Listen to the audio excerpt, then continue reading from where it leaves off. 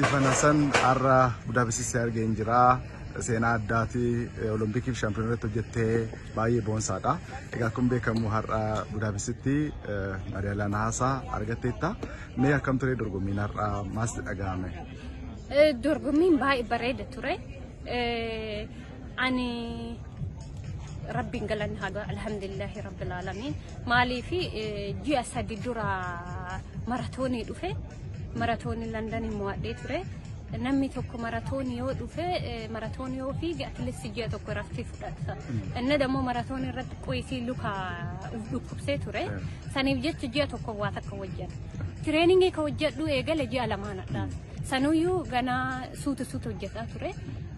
Wallahi haqa dubbachuuf an kuma kuda odo warqi argadhe akka ammaasitti burumsa argadhe kanatti hin gammadu maaliifi maratoonii dhufee kuma kudan meedaaliyaa argachuu okay waan jiru jedha gina achi dhufee as dubartiin kuma 500 baran akka malee gaariidha meedaaliyaa kuma 500 irratti namni tokko maratoonii dhufanii kuma 500 irra mo'achuun an filadheeti miti kana dhaladhe rabbiin naa kenne alhamdulillah waan rabbiin naa kenne rabbii tokkicha galanni haa ga'u.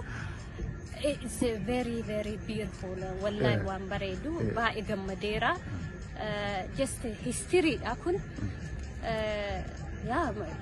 London maraatoonii majammaraa kiyya maraatoonii tasa himmoo dhawafii miti ka seena laaluuf seene tokkoffaa baay'ee hadda dammoo asitti kuma 500 meedaaliyaa argachuun odoo irratti hojjedhe akkam akka bakka guddaa bahu bara dhufu Olompikidha inshallah. Sirriitti hojjedhe irratti qophaa'aa ummata koo baay'ee sin jaaladha rabbiinis na eegu. Egaa kun beekamu dorgommii jalqabaa irratti baay'ee hojjettee turte dhumarratti kan kuftee maaltu si mudate? Haga dubbachuuf ganama fiigee ture kuma 500 paawuriin baay'ee na dhagamee ture gara galgalaa irratti akka malee ho'aa ture.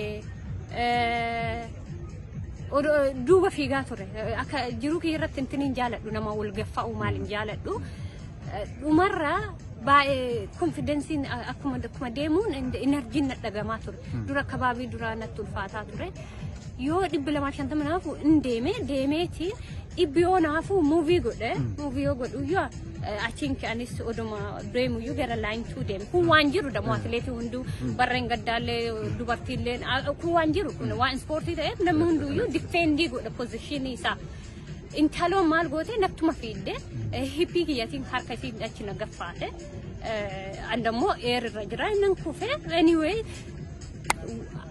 baga sunis takassate maaliifi yeroo tokko beekta wanna wajjatame wanna yeroo sanitti ta'e yoo mo'anne celebrate goona nin gammanna yoo mo'atamne damno barumsa irraa baran anaaf dammoo barumsa guddaadha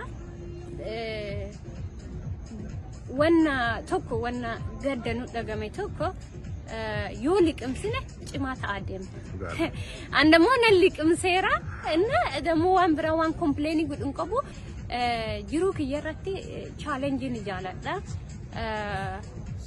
addunyaa kanarratti yoo challenge of goone yoo comfort zone maal jedhama oromoffaa bakka cinqatii keessa waan mijataa keessa yoo baafne gara cinqatiitti ufinne uf argaa deemna so rakkoon jiru ati young generation ijoollee ammaa batala ijoolleen biyya keenya cinqatiin jaalatanii kanaaf suusii adda keessatti dhokatan maaliif yoo cannaquu deemanii caatii qaamanii kaza cinqatii san akka parasatamoo jalaa dhos andammoo taqaaraanii isaaniitti gara cinqatii deeme namni yoo cannaqame bakka guddaa argaa eenyu akka ta'uuf arga so ani akka subboota jedhan barumsa akka isaanii ta'u barbaada